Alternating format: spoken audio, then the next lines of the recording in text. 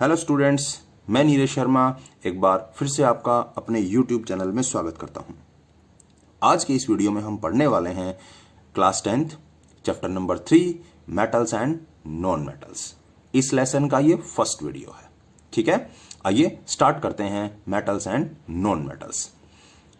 Metals और non metals को अच्छे से समझने के लिए हमें 9th क्लास के चैप्टर नंबर 1 में जाना होगा और वहां से एक टर्म और अच्छे से समझनी होगी जिसका नाम है एलिमेंट, यानी कि तत्व क्या होते हैं। आइए पहले ये जानते हैं कि एलिमेंट क्या है, फिर हम अच्छे से समझ पाएंगे मेटल्स और नॉन मेटल क्या होते हैं। आइए पढ़ते हैं एलिमेंट के बारे में। एलिमेंट वे पदार्थ होते हैं जो किसी सामान्य प्रोसेस यानी कि हीट से, लाइट से या इलेक्ट्रिक करंट से किसी दूसरे पदार्थ में नहीं बदलते, वो एलिमेंट कहलाते हैं। दोबारा सुनिए, ऐसे पदार्थ जो हीटिंग से, लाइटिंग से, इलेक्ट्रिक करंट पास करने से किसी दूसरे पदार्थ में ना बदलें, उनको हम एलिमेंट कहते हैं। आइए देखते हैं, क्या हाइड्रोजन के साथ ये काम करें तो हाइड्रोजन किसी और पदार्थ में बदलता है? नहीं बदलता, तो हाइड्रोजन एक एलिमेंट है। ऑक्सीजन भी एक एलिमेंट है। क्या वाटर एक एलिमेंट है? बिल्कुल नहीं है। क्यों? क्योंकि जब वाटर के अंदर से करंट पास करते हैं तो वाटर डिसोसिएट होकर क्या बनाता है? हाइड्रोजन और ऑक्सीजन, यानी कि वाटर ने दो नए पदार्थ बना दिए, इसलिए वाटर एक एलिमेंट नहीं है। समझ आई बात? थोड़ा कंफ्यूजिंग लगा ये डेफिनेशन और ये सब, थोड़ा आसान तरीके से पढ़ते हैं।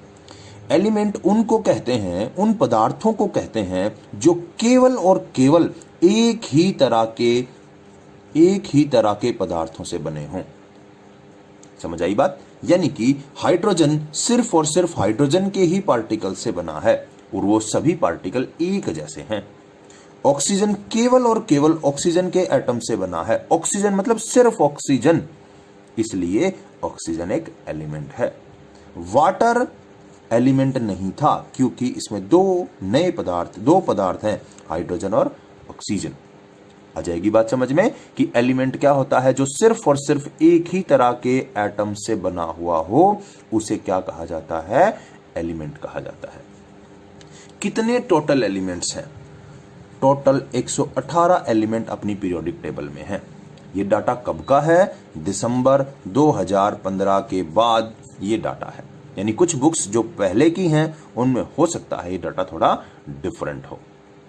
IUPAC एक संस्था है जो ये डिसाइड करती है कि कोई एलिमेंट पीरियोडिक टेबल में शामिल होगा या नहीं होगा।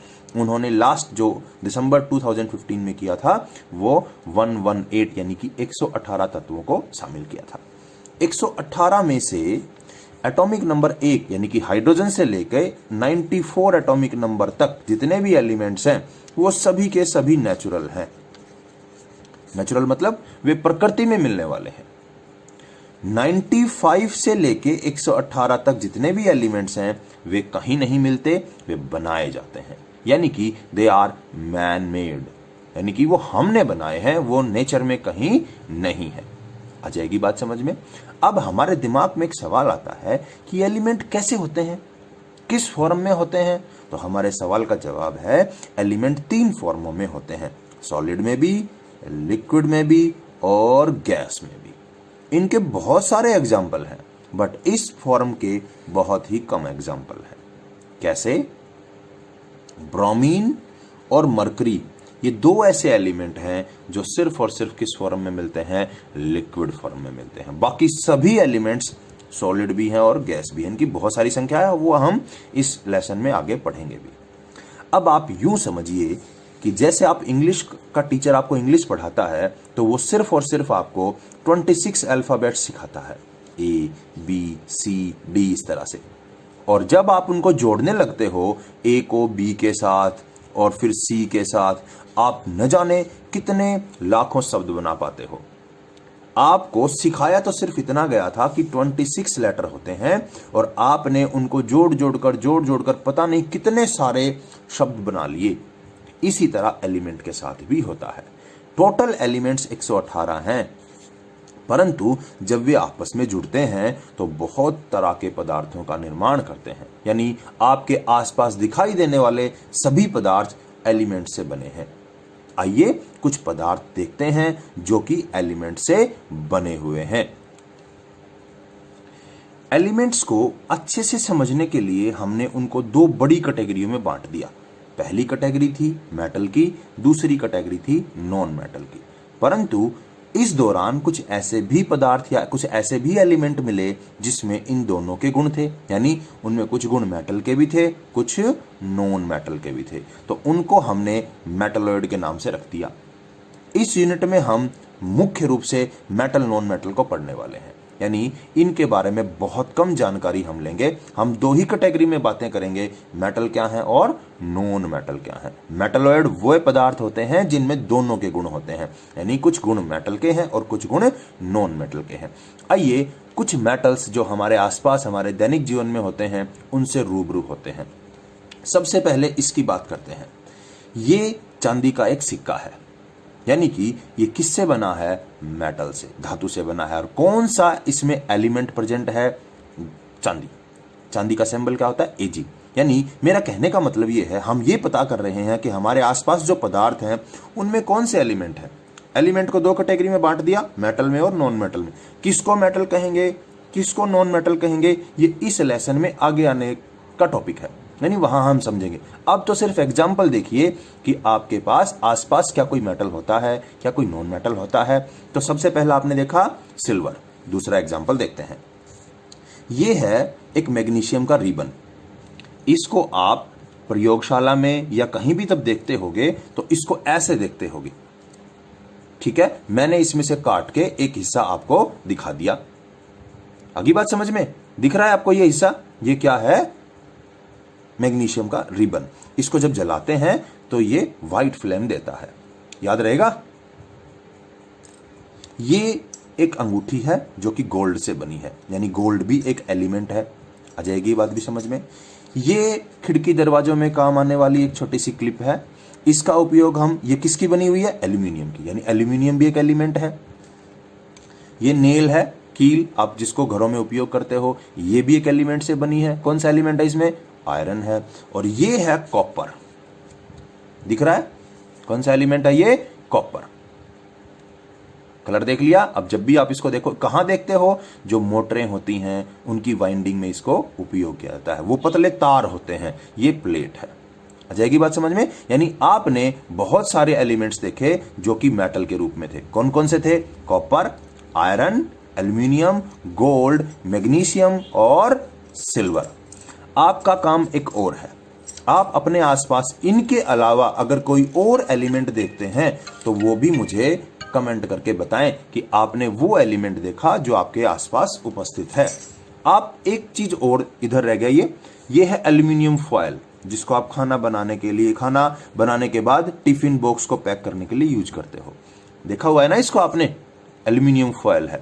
अब आपका काम क्या है? आपको जो दिखाए गए इनके अलावा कोई और मेटल एलिमेंट आपके आसपास हो तो आप कमेंट करके बताएं कि मैंने ये वाला मेटल एलिमेंट देखा हुआ है। आइए अब कुछ नॉन मेटल एलिमेंट से रूबरू होते हैं। देखिए सबसे पहले ये है सल्फर पाउडर। क्या है ये? सल्फर पाउडर है। तो सल्फर एक नॉन मेटल है, ठीक है। यानी यहां जो आपको एलिमेंट दिख रहा है वो कौन सा है? सल्फर है। कहां यूज करते हैं? एग्रीकल्चर में या सल्फ्यूरिक एसिड बनाने में इसका ज्यादातर उपयोग होता है। दूसरा देखिए, ये है मैचस्टिक, और इसके आगे का जो हिस्सा है ये थोड़ा रेडिश ब्राउन कह सकते हो आप इसको। और इसमें जो एलिमेंट प्रेजेंट है वो है फॉस्फोरस, और वो है नॉन मेटल। क्यों नॉन मेटल है ये बाद का विषय है। अभी सिर्फ ये समझने की कोशिश करिए कि आपके आसपास मेटल नॉन मेटल है या नहीं है। तो इसमें जो आपको दिखाई दे रहा है ये वाला हिस्सा, ये फॉस्फोरस है। घर में या आपके आसपास कहीं पे भी आपने कोयले को भी देखा होगा। कोयला जो होता है उसमें क्या प्रेजेंट है? कार्बन, ठीक है। यानी कोयला जो है कार्बन एक नॉन मेटल का सोर्स है। क्या आपने इनको देखा है और ये क्या है बता सकते हो? आपको कमेंट करके ये बताना है कि यहां जो दिखाई दे रहा है ये क्या है और इसमें कौन सा पदार्थ प्रेजेंट है, और इसको मेटल कहूं या नॉन मेटल कहूं, ठीक है। हमारा अगला टॉपिक है physical difference between metal and non metal. Physical difference क्या होते हैं? भौतिक अंतर। ठीक है, अब हमें यह पता करना है कि मेटल और नॉन मेटल के बीच में भौतिक रूप से क्या अंतर होते हैं। देखिए, आप इस लेसन में या केमिस्ट्री में आगे कहीं भी जब भी पढ़ोगे तो दो तरह के अंतरों की बात होती है। पहला अंतर है फिजिकल डिफरेंस और दूसरा अंतर है केमिकल डिफरेंस। ठीक है, फिजिकल डिफरेंस को हिंदी में कहते हैं भौतिक अंतर और इनको कहते हैं रासायनिक अंतर। ये टर्म जहां भी आप सुनो, इससे पहले आप थोड़ा सा ये टॉपिक याद कर लेना कि क्या मतलब होता है इनका। देखिए, यदि कोई पदार्थ ए है, आप ए को किसी और अन्य पदार्थ में ना बदलो, ठीक है, यानी ए ही है, तब उसके जो गुण हैं वो उसके भौतिक गुण होते हैं। समझ में आई बात? ऐसी स्थिति में आप ए के बारे में क्या बता सकते हो? उसका रंग कैसा है, यानी कलर, उसकी स्टेट कैसी है, यानी कि वो सॉलिड है, लिक्विड है या गैस है, उसका मेल्टिंग पॉइंट क्या है, उसका बॉइलिंग पॉइंट क्या है, उसकी डेंसिटी यानी कि घनत्व क्या है। ये सब चीजें उसके फिजिकल प्रॉपर्टी में आती हैं। यानी कि ए जब तक ए है तब आप उसके बारे में जो जो बातें बता सकते हो वो भौतिक गुण होते हैं।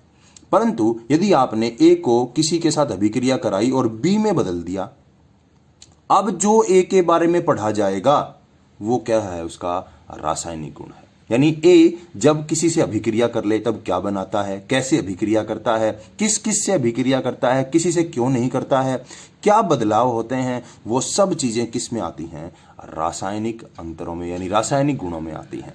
तो समझ जाओगे फिजिकल डिफरेंस क्या है और केमिकल डिफरेंस क्या है। तो अब हम धातु और अधातु के बीच में फिजिकल डिफरेंस यानी कि भौतिक गुणों के बीच में क्या अंतर है वो पढ़ने वाले हैं।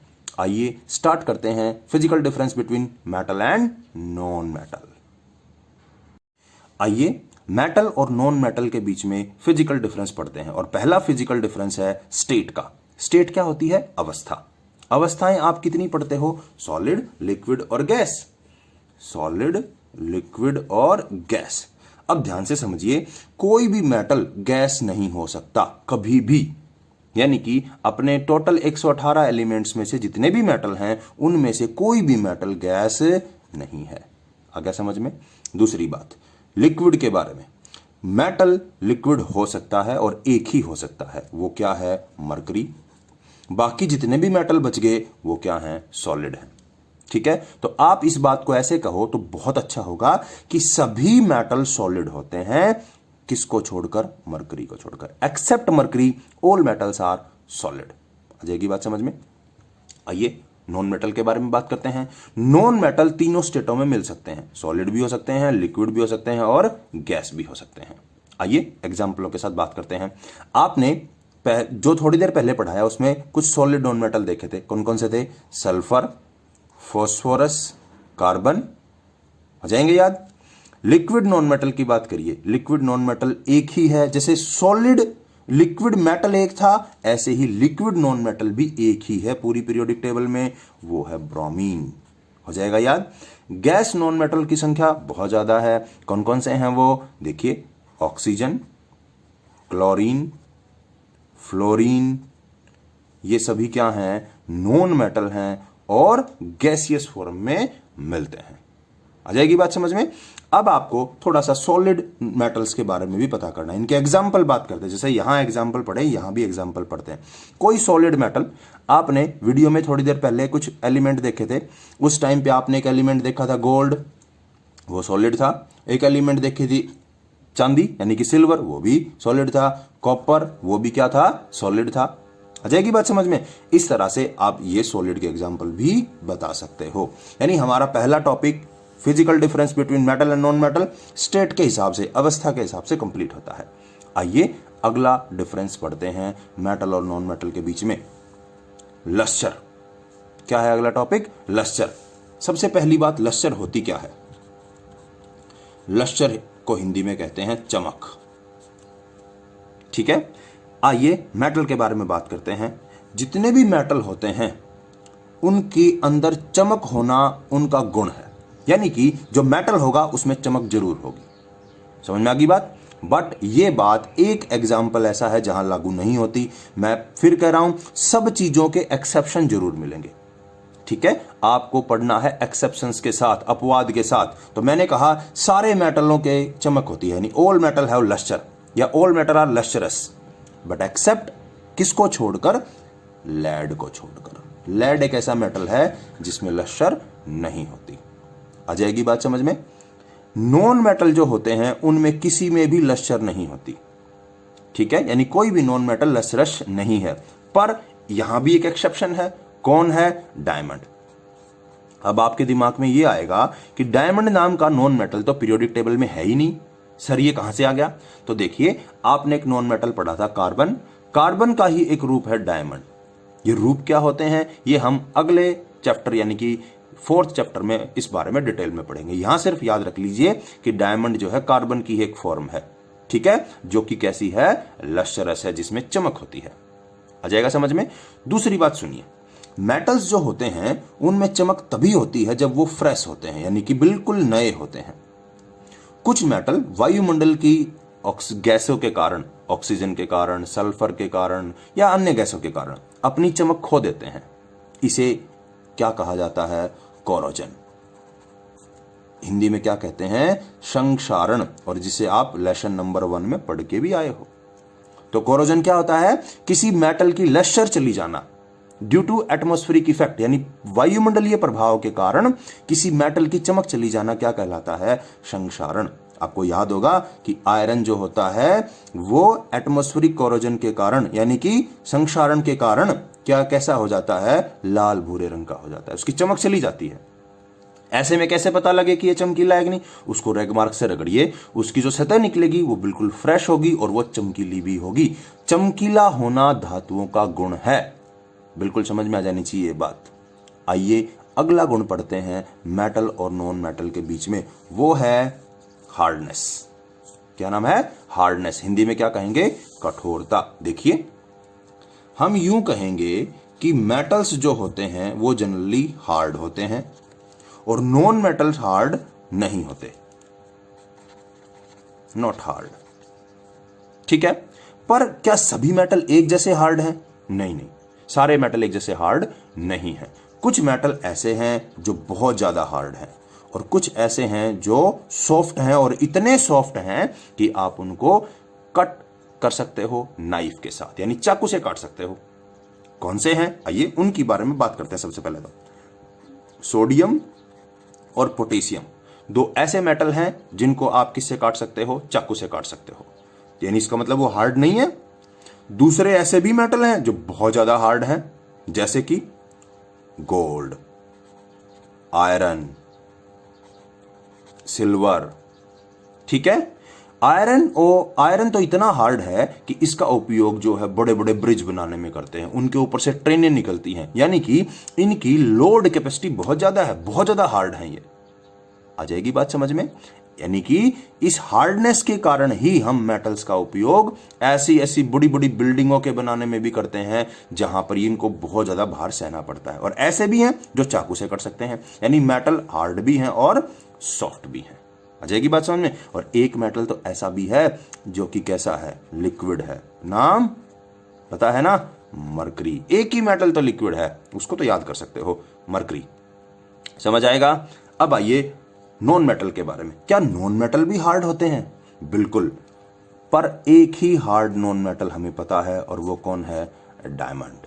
मैंने कहा था ना, डायमंड क्या है? कार्बन का एक रूप है। बाकी नॉन मेटल जो हैं वो सॉफ्ट होते हैं जनरली, मोस्टली तो गैसेज हैं उनमें से, ठीक है, वो तो हार्ड हो ही नहीं सकती। बाकी जो हैं वो उतने हार्ड नहीं हैं जितने मेटल्स हैं। आ जाएगा समझ में। आइए आगे बात करते हैं अगले टॉपिक पे। हमारा अगला टॉपिक है कंडक्टिविटी, यानी कि चालकता। मेटल्स और नॉन मेटल्स को कंडक्टिविटी के हिसाब से कैसे अलग अलग किया जा सकता है? हम चालकता को दो हिसाब से देखेंगे, एक हीट के हिसाब से, हीट को क्या कहोगे हिंदी में? ऊष्मा, और दूसरा कहोगे इलेक्ट्रिसिटी के हिसाब से, यानी कि विद्युत के हिसाब से। हमारा पहला सवाल कि मेटल्स कंडक्टर होते हैं या नहीं, हमारा आंसर है यस। सेकंड सवाल कि क्यों होते हैं, यानी कि मेटल्स इलेक्ट्रिसिटी और हीट के गुड कंडक्टर क्यों होते हैं। आइए इस बात को समझते हैं। देखिए, मेटल्स के अंदर सबसे सेंटर में प्रोटॉन और न्यूट्रॉन होते हैं और बाहर उसकी जो सेल्स होती हैं उसमें इलेक्ट्रॉन्स होते हैं जो कि मूविंग पोजीशन में होते हैं। जब भी आप किसी मेटल को हीट करते हो, ठीक है, तो जो वो हीट है वो किसके रूप में है? एनर्जी के रूप में। और वो एनर्जी जो आपने हीटिंग के द्वारा दी वो किसको मिल गई? इलेक्ट्रॉन को मिल गई। ऐसे ही क्या होता है, सारे इलेक्ट्रॉन एनर्जी गेन कर लेते हैं। एटम के अंदर क्या पोजीशन होती है? इस तरह से एटम के पार्टिकल एक दूसरे से जुड़े हुए होते हैं, उनके बीच में जगह होती ही नहीं, बहुत कम होती है, ठीक है। जैसे ही इलेक्ट्रॉन जो चार्ज हो जाते हैं, जिनके पास एनर्जी आ जाती है, वो अपनी एनर्जी को दूसरे इलेक्ट्रॉन के पास ट्रांसफर कर देते हैं, यानी इलेक्ट्रॉन यहां से यहां चला जाता है। यानी जो एनर्जी अब यहां थी वो यहां पहुंच गई, यहां वाला इलेक्ट्रॉन मूव करके यहां आ गया, यहां वाला मूव करके यहां आ गया, यानी कि हीट जो है यहां से यहां इलेक्ट्रॉन के द्वारा पहुंच गई। ये सिरा कैसा है? हॉट एंड है, और ये सिरा कैसा है? कोल्ड एंड है। अगर आप उष्मा की बात करते हो तो, अगर आप इलेक्ट्रिक करंट की बात करते हो तो यहां से लाइट चली और यहां तक आ गई, यहां से यहां तक किसका फ्लो हुआ है? इलेक्ट्रॉन का फ्लो हुआ है। यानी कि आपको बहुत आसान भाषा में यह समझना है कि जो हीट या इलेक्ट्रिसिटी है उसको लेकर जाने वाले इलेक्ट्रॉन होते हैं। समझ आई बात? अब आपको यह समझना है एक छोटे से एग्जाम्पल के द्वारा कि यह वास्तव में होता कैसे है। आप एक काम करिए, कोई चीज गर्म करिए, कोई ए पदार्थ था, आपने गर्म किया और आपकी कक्षा के 1 2 3 4 5 6 बच्चों को लाइन में खड़ा कर दिया। मैंने वो गर्म पदार्थ एक को दिया, एक उस गर्म पदार्थ को पकड़ नहीं पाया, उसने दूसरे को पकड़ा दिया, उसने आगे, उसने आगे, उसने आगे, उसने आगे, यानी कि ऊर्जा कहां तक पहुंच गई? छठे तक। क्या एक ने जगह बदली? ना, एक अपनी जगह है, सिर्फ उसने क्या ट्रांसफर करी है? वो गर्म वस्तु ट्रांसफर करी है। ऐसे ही एटम के अंदर उसके जो पार्टिकल्स हैं वो नहीं जाते, यानी कि ये वाला पार्टिकल ऊर्जा लेके यहां तक नहीं जाता, नहीं, उसके इलेक्ट्रॉन जाते हैं। तो आपको यह समझ में आना चाहिए इस बात से कि ऊर्जा कैसे ट्रांसफर होती है, हीट कैसे ट्रांसफर हो रही है, इलेक्ट्रिसिटी कैसे ट्रांसफर हो रही है? By the flow of electron. बिल्कुल क्लियर हुआ? अब आगे सुनिए।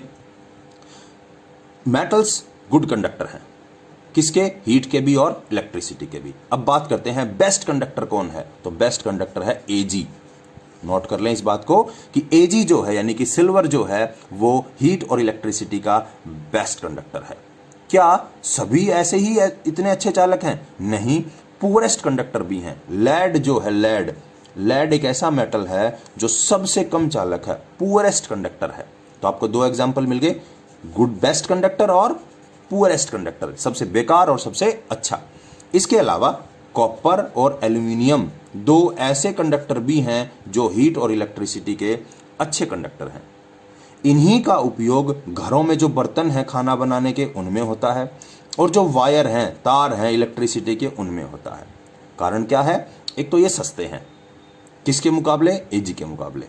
आगे बात समझ में? और इनकी कंडक्टेंस भी बहुत अच्छी है, ठीक है, बेस्ट तो नहीं है पर अच्छी है, गुड कह सकते हो आप इसको। तो आपको याद रखना है कि वायर किसकी बनी हुई होती है? कॉपर और एल्यूमिनियम की। क्यों बनी होती है? क्योंकि अच्छे चालक हैं और सस्ते भी हैं। समझ में आ गई बात? क्या लेड की वायर बना सकते हो? नहीं बनानी, क्योंकि ये कैसा है? पुअरेस्ट कंडक्टर है। इसके अलावा मरकरी भी एक पुअर कंडक्टर है। आ जाएगी बात समझ में?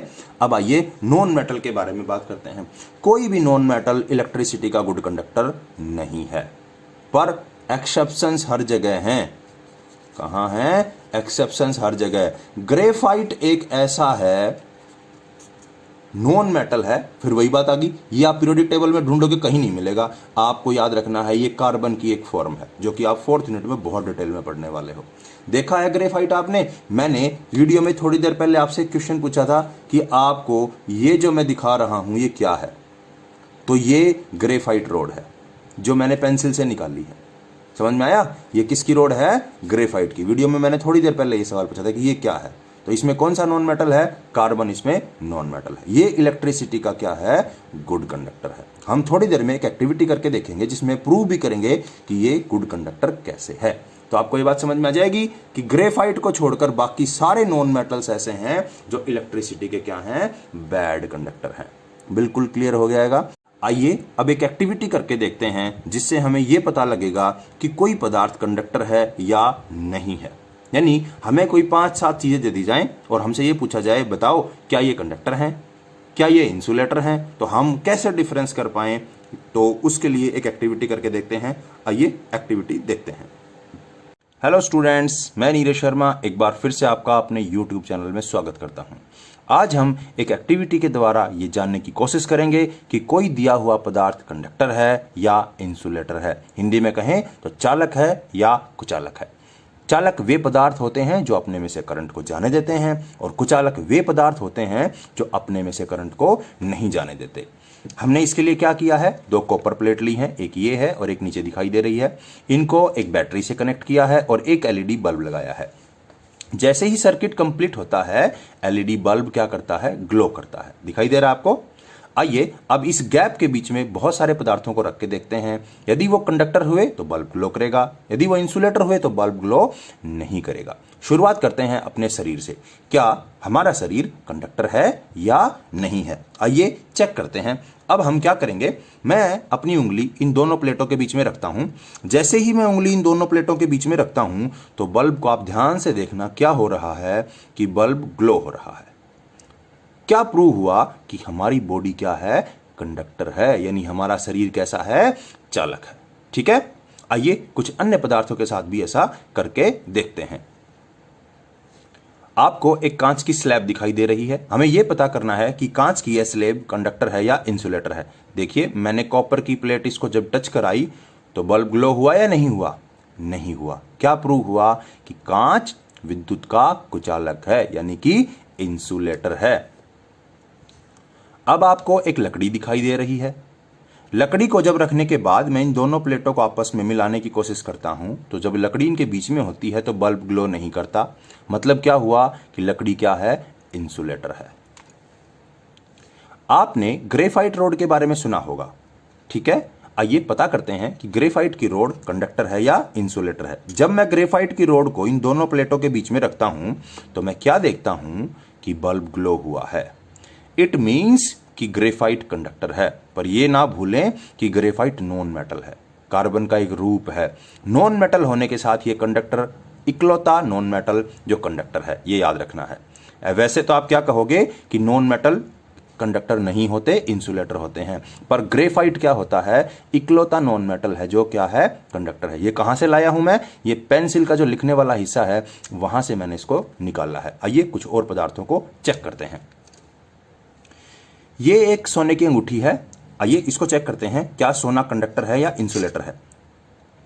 क्या दिखाई दे रहा है, बल्ब ग्लो हुआ। इट मींस सोना क्या है, धातु है और धातुएं क्या होती हैं, कंडक्टर। पर एक ऐसी धातु भी है जो कंडक्टर नहीं है, नाम क्या है, आप कमेंट करके जरूर बताना। यदि आप अब आपको एक लोहे की कील दिखाई दे रही है जिसे आप इंग्लिश में नेल कहते हो। और जब इसको रखते हैं और दोनों प्लेटों को आपस में मिलाने की कोशिश करते हैं तो बल्ब ग्लो हुआ, यानी कि इन दोनों के बीच रखी कील सुचालक है, क्योंकि सर्किट कंप्लीट हुआ है और कंप्लीट होने के बाद एलईडी बल्ब ग्लो हुआ है। तो यहां से क्या प्रूव हुआ कि लोहे की कील क्या है, सुचालक। लोहा क्या है, धातु है। तो हम ये भी तो कह सकते हैं कि धातुएं क्या होती हैं, सुचालक होती हैं, पर सभी नहीं होती। कौन सी धातु कुचालक है, लेड। आइए एक प्लायर को चेक करते हैं, क्या वो कुचालक है या सुचालक। देखिए 2 कॉपर प्लेटों के बीच में हमने प्लायर के अगले सिरे को रखा है जो कि धातु का बना होता है। जैसे ही इसको सिरे को इन दोनों के बीच में रखते हैं और इनके टच करते हैं तो एलईडी ग्लो होती है। सर्किट कंप्लीट हुआ, मतलब प्लायर का अगला जो सिरा है वो धातु का बना है और धातुएं क्या हैं, चालक हैं। अब प्लायर के सिरे को बदल के देखते हैं। अब प्लायर का जो पिछला सिरा है हमने वो रखा है और जैसे ही इस प्लेट को यहां पे टच कराते हैं तो सर्किट कंप्लीट नहीं हुआ, मतलब एलईडी नहीं जला। तो यहां से क्या प्रूव हुआ कि प्लायर का जो पिछला सिरा है उसके ऊपर कोई ऐसी परत चढ़ी हुई है जिससे करंट नहीं लगता। ठीक है, तो जो मिस्त्री होते हैं, जो इलेक्ट्रिक इक्विपमेंट का काम करने वाले होते हैं, वो इसीलिए इसके ऊपर प्लास्टिक की परत चढ़ाते हैं ताकि उनको करंट ना लगे। आइए कुछ और पदार्थों को चेक करते हैं। आपको एक सिक्का दिखाई दे रहा होगा, कॉइन। आइए चेक करते हैं ये मेटल का है या नॉन मेटल का है। जैसे ही कॉइन को रख के हम दोनों प्लेटों को मिलाते हैं तो सर्किट कंप्लीट हुआ, एलईडी ग्लो हुआ, मतलब कॉइन क्या है, कंडक्टर। यानी कॉइन किसका बना हुआ है, मेटल का। आगे बात समझ में, आगे देखिए। ये एक स्केच पेन है जिसको मैं लिखने के लिए यूज करता हूं। आइए इसे चेक करते हैं क्या ये कंडक्टर है या नहीं है। देखिए जैसे ही इसको दो प्लेटों के बीच में रख के दोनों प्लेटों को मिलाते हैं तो बल्ब नहीं ग्लो होता। इसका मतलब ये जो पदार्थ है ये कैसा है, इंसुलेटर। तो आपको कॉपर की एक प्लेट दिखाई दे रही है, आइए पता करें क्या कॉपर कंडक्टर है। बिल्कुल, क्योंकि जब कॉपर की प्लेट को इनके बीच में रखते हैं तो बल्ब ग्लो हुआ, यानी कॉपर एक धातु है जो कि क्या है, कंडक्टर है। आइए कुछ और पदार्थों को में आपने क्या देखा कि कुछ पदार्थ कंडक्टर हैं और कुछ पदार्थ क्या हैं, इंसुलेटर हैं। इस तरह आप किसी भी पदार्थ को इस गैप में रख के यह चेक करके बता सकते हो कि वह दिया हुआ पदार्थ कंडक्टर है या इंसुलेटर है। वीडियो में जो चीजें आपको दिखाई गई इसके अलावा भी आप किसी पदार्थ को चेक करके बता सकते हो। वीडियो आपको कैसा लगा ये आप कमेंट करके भी बता सकते हैं। देखने के लिए धन्यवाद, थैंक यू। हमारी अगली फिजिकल प्रॉपर्टी है मैललिएबिलिटी।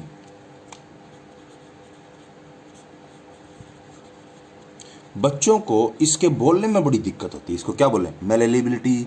बोलने में बड़ा कंफ्यूजन रहता है, तो आप इसको ऐसे बोलिए मैल, MAL, मैल लिएबिलिटी, मैल लिएबिलिटी, मैल लिएबिलिटी हो जाएगा याद। बिल्कुल, आइए पढ़ते हैं ये क्या होती है और मेटल्स में कैसे है और नॉन मेटल्स में ये प्रॉपर्टी कैसे है।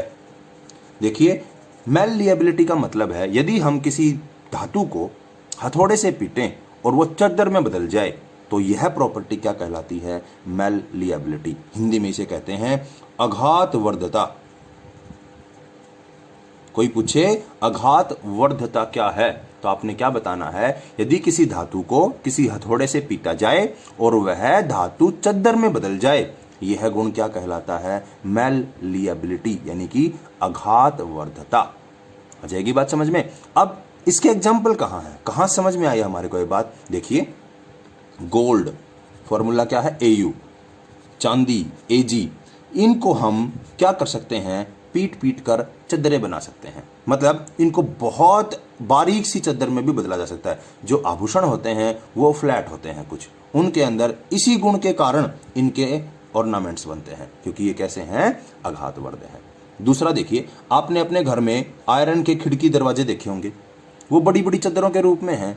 वो इसीलिए आयरन के हैं क्योंकि आयरन एक मेटल है और मेटल होने की वजह से वो कैसा है, आघातवर्ध है। आपने एल्यूमिनियम की फॉयल देखी होगी अपने घर में, ठीक है, कैसी होती है एल्यूमिनियम फॉयल। देखिए मैं दिखाता हूं, ये देखिए, ये टिफिन पैक करने के लिए जो कागज आप यूज करते हो वो एल्यूमिनियम फॉयल है। ये पतली चद्दर के रूप में क्यों है, क्यों है चद्दर के रूप में, क्योंकि एल्यूमिनियम एक मेटल है। और इसकी खास बात क्या है, क्योंकि हम इसको पीट कर क्या बना सकते हैं, चद्दरों में कन्वर्ट कर सकते हैं। इसके अलावा आपने कॉपर की प्लेट देखी होगी, ये रही, ये फ्लैट कैसे है, चद्दर के रूप में कैसे है, क्योंकि इस कॉपर को बाय फोर्स चद्दर में बदला गया है। ये गुण क्या है, किसी मेटल का गुण है। आ जाएगी बात समझ में। नॉन मेटल कैसे हैं, कोई भी नॉन मेटल मैललिएबल नहीं है, यानी आप उसको पीट के चद्दर में नहीं बदल सकते। तो फिर इस गुण को क्या कहेंगे जो नॉन मेटल में है, इसको कहेंगे ब्रिटलनेस। क्या कहेंगे इसको, ब्रिटलनेस, जिसको हिंदी में कहते हैं भंगुरता। क्या कहते हैं, भंगुरता। क्या होता है ये गुण, यदि किसी नॉन मेटल को पीटा जाए तो वह टुकड़ों में टूट जाएगा। If a non metal is beaten with hammer it will breaks into parts, यानी कि छोटे छोटे टुकड़ों में टूट जाएगा। ये गुण क्या कहलाता है, ब्रिटलनेस। इसको समझने के लिए आप एक काम करिए, आपके पास एक पार्ले जी वाला बिस्किट है, माय फेवरेट, ठीक है, इसको अगर आप हथौड़े से पीटते हो तो उसकी क्या हालत होने वाली है आप समझ सकते हो। यहां मैं ये नहीं कहना चाहता कि बिस्किट नॉन मेटल है, मैंने सिर्फ एग्जांपल समझाने के लिए बताया है कि अगर बिस्किट को किसी हथौड़े से पीटा जाए तो क्या हालत होगी, वो नॉन मेटल की होती है। और ये गुण क्या कहलाता है, ब्रिटलनेस। हिंदी में क्या कहोगे, भंगुरता। आ जाएगी बात समझ में। आइए अगला गुण पढ़ते हैं, डक्टिलिटी, जिसको क्या कहते हैं, तन्यता। देखिए जितने भी मेटल्स होते हैं वो सारे के सारे डक्टाइल होते हैं, यानी कि तन्य होते हैं। क्या होते हैं, तन्यता का मतलब क्या है, मतलब ये है कि किसी भी मेटल को खींचकर लंबी लंबी तारों में बदला जा सकता है। किसी मेटल को खींचकर किस में बदल सकते हैं, तारों में। A metal can be drawn into wires, यानी एक मेटल को खींच के तार बनाई जा सकती हैं। ये गुण क्या कहलाता है? डक्टिलिटी, यानी कि तन्यता। एग्जाम्पल, आपने घरों में कॉपर की वायर देखी होंगी, इसी गुण के कारण बनी है। समझ में आई बात? दूसरा, आपने कोई वायर, एक मैं दिखाता हूं आपको वायर, देखिए ये एक मेटल की वायर है, ध्यान से देखिए, ये एक मेटल है जिसकी वायर बनी हुई है। मैंने इसको एक कागज के बाहर से लपेटा हुआ है, दिखाई दे रही है आपको ये वायर? ये वायर मेटल की क्यों है? क्योंकि मेटल की खास बात होती है कि उनको वायर्स में ड्रॉन किया जा सकता है, और ये गुण क्या कहलाता है? डक्टिलिटी। देखिए, आपने मैग्नीशियम वायर देखी थी वीडियो के शुरुआत में, देखिए ये रही, दिख रही है आपको? ये मैग्नीशियम का रिबन है, इसका ये सिरा यहां से आप देख सकते हो, ये वायर का है। ये क्यों वायर के रूप में बदल सकता है? क्योंकि ये क्या है कि मेटल है। आगे बात समझ में? अगला देखिए, आपने बल्ब में एक फिलामेंट देखा होगा, उस फिलामेंट का नाम क्या है? टंगस्टन। उसका सिंबल क्या है? W। याद रखिए, टंगस्टन और सिंबल क्या है? W। तो वो फिलामेंट भी इसी गुण के कारण बना हुआ है। आ जाएगी बात समझ में? यहां पर एक एक्सेप्शन याद रखना है कि सारे मेटल डक्टाइल हैं एक्सेप्ट मतलब के अलावा जिंक। जिंक एक ऐसा मेटल है जिसकी वायर नहीं बनती, बाकी सभी मेटल्स की वायर बनती है। अब सबसे ज्यादा लंबी वायर किसकी बन सकती है? वो है गोल्ड। और अपनी बुक में एक डाटा दे रखा है, उसको याद रखिए, कई बार एग्जाम में डायरेक्ट पूछ लेते हैं क्या कि 1 ग्राम गोल्ड को आप कितनी लंबी वायर में बदल सकते हो? तो हमारा आंसर है 2 किलोमीटर। चौंकना नहीं, बहुत ज्यादा लंबाई है ये। 1 ग्राम गोल्ड कितनी दूरी में बदला जा सकता है? 2 किलोमीटर लेंथ के अंदर बदला जा सकता है। आ जाएगी बात समझ में? नॉन मेटल के बारे में एक ही लाइन में जवाब देना है कि कोई नॉन मेटल डक्टाइल नहीं होता, मतलब किसी नॉन मेटल की वायर नहीं बनाई जा सकती। समझ में आ गई बात? इसके भी कुछ एक्सेप्शंस हैं, जैसे कार्बन। क्या एक्सेप्शन है? कार्बन के फाइबर होते हैं, फाइबर तारों को बोलते हैं, तो कार्बन फाइबर होते हैं, ये एक एक्सेप्शन है कि कार्बन एक नॉन मेटल है और उसके फाइबर बने हुए हैं। तो आप ये याद रख लेना कि जो डक्टिलिटी है उसमें कार्बन को छोड़कर, कार्बन फाइबर को छोड़कर बाकी आप किसी की वायर नहीं बना सकते। आइए अगला टॉपिक पढ़ते हैं। हमारी अगली फिजिकल प्रॉपर्टी है melting and boiling point. Melting point, boiling point. आइए, पहली बात, मेल्टिंग पॉइंट क्या होता है? देखिए, इसको समझने के लिए आप एक बात सोचिए, सॉलिड, लिक्विड और gas. A temperature at which solid change into liquid, यानी ऐसा तापमान जिस पर कोई ठोस द्रव में बदल जाए, वो उसका मेल्टिंग पॉइंट होता है। A temperature at which liquid change into gas, यानी ऐसा तापमान जहां द्रव गैस में बदल जाए, वो उसका बॉइलिंग पॉइंट होता है। ठीक है? सॉलिड मेटल के मामले में मेल्टिंग पॉइंट और बॉइलिंग पॉइंट दोनों मेटल्स के हाई होते हैं। आगे बात समझ में? और टंगस्टन एक ऐसा मेटल है जिसका मेल्टिंग पॉइंट बहुत ज्यादा होता है। समझ में आ गई बात? नॉन मेटल्स के मेल्टिंग और बॉइलिंग पॉइंट लो होते हैं, इतने ज्यादा हाई नहीं होते। एक्सेप्शन है डायमंड। अगली फिजिकल प्रॉपर्टी है melting point and boiling point. तो पहली बात, मेल्टिंग पॉइंट क्या होता है? एक ऐसा point where solid change into liquid, यानी कि ऐसा तापमान जिस पर कोई ठोस द्रव में बदल जाए, सॉलिड लिक्विड में बदल जाए, उसको हम क्या कहते हैं? मेल्टिंग पॉइंट कहते हैं। और जिस टेम्परेचर पे लिक्विड गैस में बदल जाए, वो क्या कहलाता है? बॉइलिंग पॉइंट कहलाता है। समझ में आई बात? तो मेटल्स जो होते हैं जनरली, सामान्य तौर पे उनके मेल्टिंग और बॉइलिंग पॉइंट क्या होते हैं? हाई होते हैं। पर यह बात 100% सही नहीं है। कुछ मेटल्स ऐसे हैं जिनके मेल्टिंग और बॉइलिंग पॉइंट क्या है? लो। एग्जाम्पल, गैलियम और सीजियम। गैलियम तो एक ऐसा मेटल है जो अगर हम अपनी हथेली पे रख लें तो हथेली पर रखने के बाद मेल्ट हो जाता है। क्यों? क्योंकि उसका मेल्टिंग पॉइंट हमारी बॉडी के टेम्परेचर के आसपास होता है। हमारी बॉडी का टेम्परेचर कितना होता है? 37 डिग्री सेल्सियस, यानी इसका मेल्टिंग पॉइंट 37 के आसपास है, इसलिए ये जैसे ही हाथ पे रखेंगे मेल्ट हो जाएगा। वैसे रूम टेम्परेचर पे तो सॉलिड है, क्योंकि रूम टेम्परेचर होता है 25 पे सॉलिड है, जैसे ही मैं हाथ में लूंगा पिघल जाएगा। रीजन समझ में आ गया? क्योंकि मेरी बॉडी का टेम्परेचर 37 है, जो कि इसके मेल्टिंग पॉइंट के नजदीक है। तो आपको याद रखना है कि जनरली, सामान्य तौर पे तो मेल्टिंग और बॉइलिंग पॉइंट होते हैं हाई, पर कुछ ऐसे मेटल भी हैं जिनके मेल्टिंग और बॉइलिंग पॉइंट क्या हैं, लो। कौन है वो, गैलियम और सीजियम। सोडियम, पोटेशियम, इन धातुओं के मेल्टिंग पॉइंट भी लो होते हैं, ज्यादा नहीं होते। आ जाएगी बात समझ में। नॉन मेटल्स के मेल्टिंग पॉइंट जनरली क्या होते हैं, लो होते हैं। ठीक है, क्यों, क्योंकि नॉन मेटल के बीच में जो बॉन्ड होता है वो वीक होता है, स्ट्रॉन्ग नहीं होता, इसलिए उनके मेल्टिंग और बॉइलिंग पॉइंट जनरली क्या होते हैं, लो होते हैं। आ जाएगी बात समझ में। यहां कोई आपसे पूछे ऐसा मेटल बताइए जिसका मेल्टिंग पॉइंट लो हो, सोडियम पोटेशियम। ऐसा मेटल बताइए जिसका मेल्टिंग और बॉइलिंग पॉइंट हाई हो, आयरन। आगे बात समझ में, इनका मेल्टिंग पॉइंट क्या है, हाई है। ये गैलियम, अगर समझ में, हाथ पे रखते ही पिघल जाएगा, बिल्कुल क्लियर है। आइए अगली प्रॉपर्टी पढ़ते हैं, डेंसिटी। डेंसिटी क्या होती है, मास अपॉन वॉल्यूम। ठीक है, मेटल्स जो होते हैं जनरली उनकी डेंसिटी हाई होती है, धातुओं की जो घनत्व होता है वो हाई होता है, परंतु यहां भी एक्सेप्शन है। क्या, सोडियम और पोटेशियम। सोडियम और पोटेशियम ऐसे मेटल हैं जो पानी पे तैरते हैं, यानी पानी के अंदर डूबते नहीं, इसका मतलब इनकी डेंसिटी लो है वाटर से। समझ में आई बात। सोडियम और पोटेशियम ऐसे मेटल हैं जिनकी डेंसिटी क्या है, लो है। जितने भी नॉन मेटल हैं उनकी भी डेंसिटी क्या होती है, लो, पर एक्सेप्शन है यहां पे भी। एक ऐसा नॉन मेटल भी है जिसकी डेंसिटी क्या है, हाई, और वो है डायमंड। ठीक है मेरी बात। तो आपको यहां से ये याद रखना है कि किसकी डेंसिटी हाई है, बाकी जितने भी मेटल बच गए उन सब की डेंसिटी हाई है, बाकी जितने भी नॉन मेटल बच गए डायमंड को छोड़ के उनकी डेंसिटी लो है। आ जाएगा समझ में। अगला और आखिरी है, सोनोरिटी क्या होती है, ध्वनिक। हिंदी में क्या बोलते हैं इनको, ध्वनिक। धातुओं की एक खास बात होती है, यदि उनको पीटा जाए किसी दूसरी वस्तु के द्वारा तो वे ध्वनि उत्पन्न करती हैं। जैसे स्कूल की घंटी को बजते देखा होगा, देखा है ना, या आपने मंदिर की घंटी को बजते हुए देखा होगा, वो आवाज करती हैं। वो लकड़ी की क्यों नहीं आती, क्योंकि लकड़ी जो है मेटल नहीं है। ये मेटल की इसलिए बनाई जाती हैं ताकि जो आवाज है वो दूर तक जाए। तो धातुओं की एक खास बात है, दे आर सोनोरस, मतलब अगर उनको पीटा जाएगा तो वो आवाज उत्पन्न करेंगी। सभी धातुएं ऐसा करती हैं।